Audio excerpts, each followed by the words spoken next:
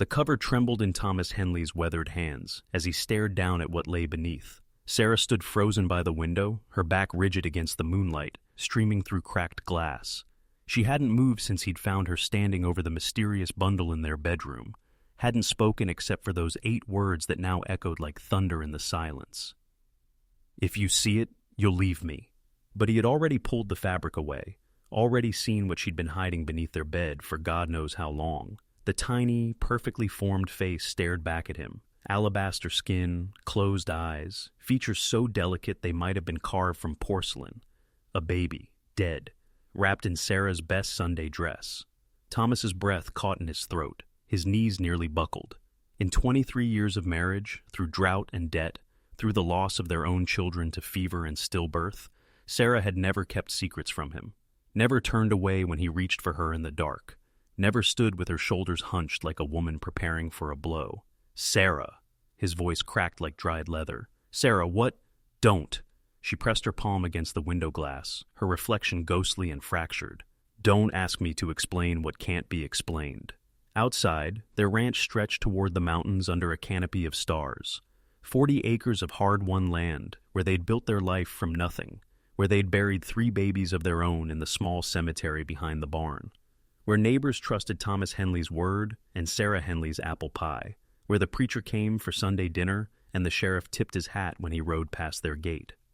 All of that, their reputation, their standing, their very lives, hung in the balance now. Because whatever this was, whoever this child had been, Sarah had been hiding it.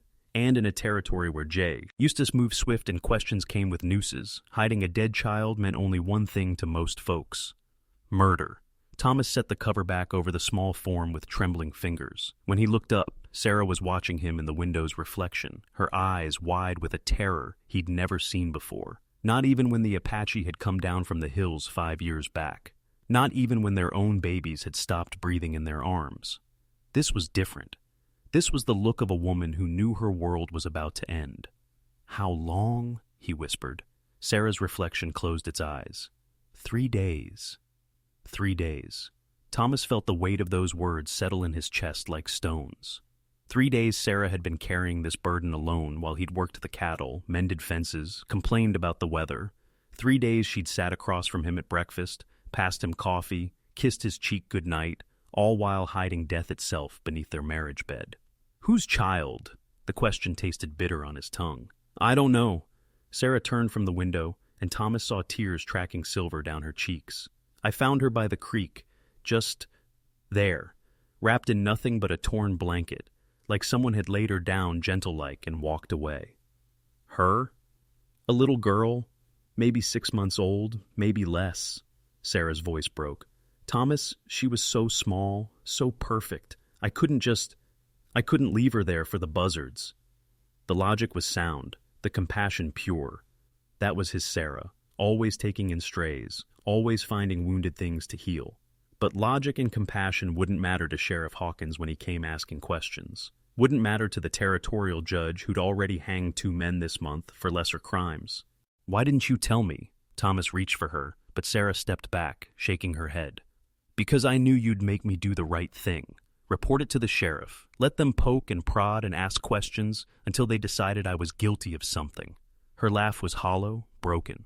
"You know how they look at barren women, Thomas, how they whisper.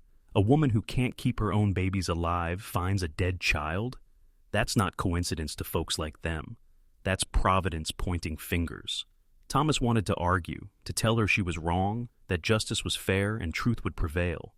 But he'd lived in this territory long enough to know better, had seen good men hang on circumstantial evidence and bad men walk free on technicalities, had watched fear and superstition masquerade as righteousness more times than he cared to count. "So, what do we do?" he asked. Before Sarah could answer, the sound of hoofbeats echoed across the valley, distant but unmistakable, growing louder with each passing second. Thomas moved to the window and peered through the darkness. 3 riders, maybe 4, moving fast toward their ranch. Too late for social calls, too urgent for anything good. Sarah pressed against his shoulder, her body trembling. "Thomas, I see them." He recognized the lead rider's silhouette against the stars. Sheriff Hawkins, sitting tall in his saddle like judgment itself. Someone must have seen something or heard something. The hoofbeats grew thunderous, echoing off the canyon walls like approaching storm. Whatever choice they had to make, whatever path they had to choose, time had just run out. Sarah gripped his arm with desperate fingers. "Thomas, please. Whatever happens." "Hush." He covered her hand with his. "We'll face this together." But even as he spoke the words, Thomas wondered if together would be enough. The riders pulled up in a cloud of dust and moonlight, their horses snorting and stamping, as Sheriff Hawkins dismounted with the fluid grace of a man who'd spent more years in the saddle than on solid ground. Behind him, Deputy Morrison and two men Thomas didn't recognize, territorial marshals by the look of their badges and the grim set of their jaws. Henley. Hawkins touched his hat brim, but his eyes were cold as winter stone. "We need to have ourselves a conversation." Thomas stepped onto the porch, positioning himself between the lawmen and his front door. Behind him, he could hear Sarah's quick breathing, could feel the weight of her secret pressing down on them both like a physical thing. "Bit late for visiting, Sheriff. Bit late for a lot of things." Hawkins spat into the dust, his hand resting casual-like on his gun butt. "Got a report from the widow Mackenzie. Says she heard crying from your place 3 nights back. Baby crying. Strange thing considering everyone knows you and Sarah don't have any babies to cry." Thomas felt his blood turn to ice water. The widow Mackenzie lived 2 miles south, but sound carried far in the desert air, especially on still nights when the wind died down. If she'd heard something, could have been anything, Thomas said carefully. Coyote pup, maybe. Mountain cat. Sound travels funny out here. That's what I figured too. Hawkins smiled, but it never reached his eyes. "Until we found the Henderson place burned to the ground this morning. Whole family dead. Parents, 2 children, and their infant daughter. Bodies burned so bad we couldn't tell much, except..." The sheriff let the words hang in the air like smoke. "Except what?" Thomas's mouth had gone dry as bone. "Except the baby was missing. Little Mary Henderson, 6 months old, blonde hair, blue eyes." Hawkins stepped closer, his spurs jingling soft and deadly. "Now, you wouldn't happen to know anything about Miss Sing babies, would you, Henley?" The accusation hit like a physical blow. Thomas heard Sarah gasp behind him, felt the world tilt sideways as the implications crashed down around them. The dead child, upstairs, blonde hair, blue eyes, the right age. Someone had murdered the Henderson family, and now the evidence was hidden beneath his own marriage bed. "Sheriff, Save it." Deputy Morrison had drawn his gun, was holding it loose and ready. "We know you were in town 3 days ago, Henley. Know you rode out toward Henderson's place. Know you came back alone after dark." "That doesn't mean nothing," one of the marshals interrupted. "But it means enough. Territorial law says we can search any property where stolen goods or bodies might be concealed. Your place qualifies on both counts." Thomas felt the trap closing around them like iron jaws. Even if they found the child and somehow proved Sarah's innocence, proved she'd only tried to give the baby a proper burial, the mere presence of little Mary Henderson's body would be enough to see them both hanged. Guilty until proven innocent was the way of things out here, and proving innocence was a luxury most folks never lived long enough to enjoy. "You got papers for that search?" Thomas asked, though he already knew the answer. Hawkins reached into his vest and pulled out a folded document, signed by Judge Crawford himself, legal as Sunday service and twice as binding. The sheriff stepped forward, his hand now fully gripping his gun. "Step aside, Henley. We're coming in whether you move or not."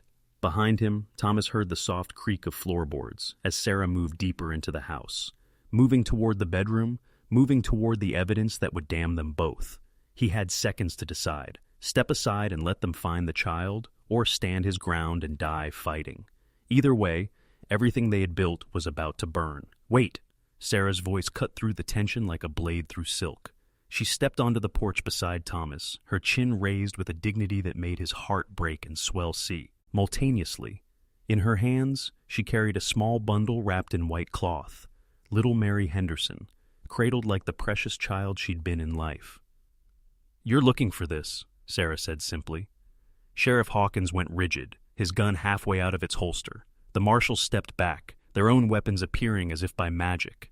But Sarah just stood there, holding the dead child with infinite gentleness, tears streaming down her face like silver rivers. "Sarah, no," Thomas started, but she shook her head. "Hush, my love. It's time for truth." She looked directly at Hawkins, her voice steady despite the tears. "I found her by Miller's Creek 3 days ago. Somebody had laid her down real careful-like, wrapped in a torn blanket, positioned so the water wouldn't touch her. She'd been hurt, Sheriff. Hurt in ways no child should ever be hurt." Hawkins holstered his gun slowly, his expression shifting from suspicion to something approaching compassion. "What kind of hurt, Mrs. Henley?" "The killing kind." Sarah's voice barely rose above a whisper. "Bruises on her throat, marks that showed someone had choked the life from her little body." She looked down at the bundle in her arms. "I couldn't leave her there. Couldn't let the animals get to her. So I brought her home, cleaned her up, dressed her proper. I was going to bury her tomorrow morning, say words over her grave like she deserved." Deputy Morrison lowered his weapon. "Why didn't you report it, ma'am?"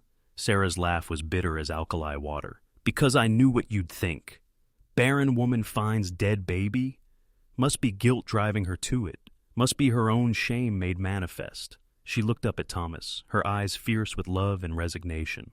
"I couldn't bear to see suspicion in my husband's eyes. Couldn't bear to watch him wonder, even for a moment, if his wife might be capable of murder." Thomas stepped closer, his arm sliding around Sarah's shoulders. "I would never. I know that now." She leaned into his warmth. "But fear makes fools of us all, Thomas.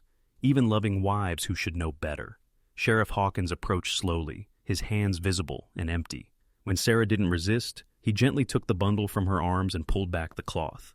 Little Mary Henderson's face was peaceful in death, her blonde curls clean and combed, her tiny dress spotless white. Someone had loved this child in her final moments, had treated her with the dignity and care she'd been denied in her dying. "You did right by her, Mrs. Henley," Hawkins said quietly. "Whatever else happens, you did right by this little girl." One of the marshals cleared his throat. "This doesn't change the fact that the Hendersons are dead. Someone killed that family, and until we know who, it wasn't us." Thomas's voice carried the weight of absolute certainty. "Sarah and I might be many things, Sheriff, but we're not killers. Never have been, never will be." Hawkins studied them both for a long moment, his weathered face unreadable in the moonlight. Finally, he nodded. "I believe you, but believing and proving are different animals entirely." The implications hung heavy in the desert air between them. "There's something else," Sarah said, her voice gaining strength. "When I found Mary, she wasn't alone." Every man on the porch went still. "What do you mean, ma'am?" Hawkins asked. Sarah reached into her apron pocket and withdrew a small object, a silver locket, tarnished with age and blood. This was clutched in her little fist, clutched so tight I had to work her fingers open to get it free. She handed the locket to Hawkins, who opened it with careful fingers. Inside was a daguerreotype of a woman Thomas didn't recognize. Dark hair, cruel eyes, wearing a dress that marked her as gentry rather than frontier folk. "I've seen this woman," Deputy Morrison said suddenly. "She was in town 2 weeks ago, asking questions about the Henderson place. Said she was Mary's aunt, come to take the child back east after some family tragedy." "Rebecca Stern," one of the marshals breathed. "We've been tracking her across 3 territories. Wanted for the murder of her own children back in Missouri, and at least 4 other families since then. Always claims to be a relative, always leaves bodies in her wake." Hawkins closed the locket with a sharp click. "Well, I'll be damned. Mrs. Henley, you may have just solved the biggest case this territory's seen in years." The truth unfolded quickly after that. Rebecca Stern had indeed visited the Henderson farm, claiming family ties and legal custody of little Mary. When the Hendersons refused to surrender the child, she'd returned in the night with violence and fire. But something had gone wrong. Mary had escaped, or been taken, or simply wandered away in the chaos.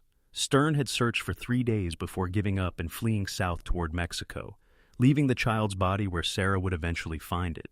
By dawn, PT Osses were riding hard toward the border. By noon, word came back that Rebecca Stern had been found at a way station 20 miles south, trying to board a stage with papers identifying her as Mary Henderson's grieving aunt.